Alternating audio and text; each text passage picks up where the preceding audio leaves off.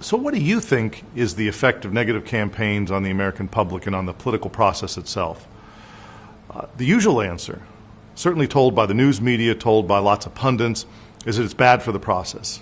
That negativity undermines democracy. It undermines people's ability to make decisions. That it weakens the entire system. That the reason we have bad presidents, the reason we have bad members of Congress and ineffective ones, is because of all this negativity. That's the typical kind of response. That this country is going downhill partly because of all the attacks that are being exchanged by Democrats and Republicans. I would argue it's not.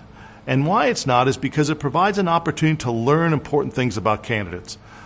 Let's think about someone like Barack Obama. He'll tell you why he's a great president. He'll tell you why he should have been reelected in 2012, which of course he was.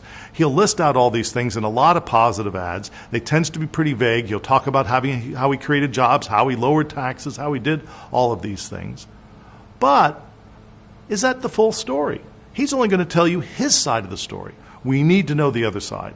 And that other side comes in the form of attack politics from candidates such as a Mitt Romney or earlier John McCain or George Bush or whoever it might be.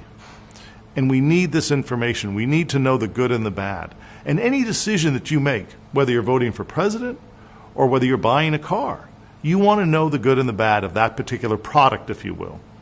And so the negative information is really critical in making that decision. And it also tends to be a little bit more substantive.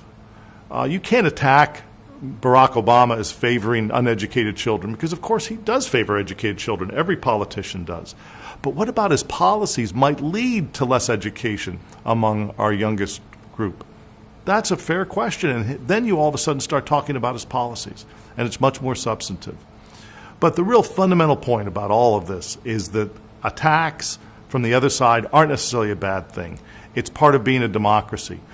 When you have a president of the United States, you have to have somebody, some party, some set of individuals criticizing him, checking him.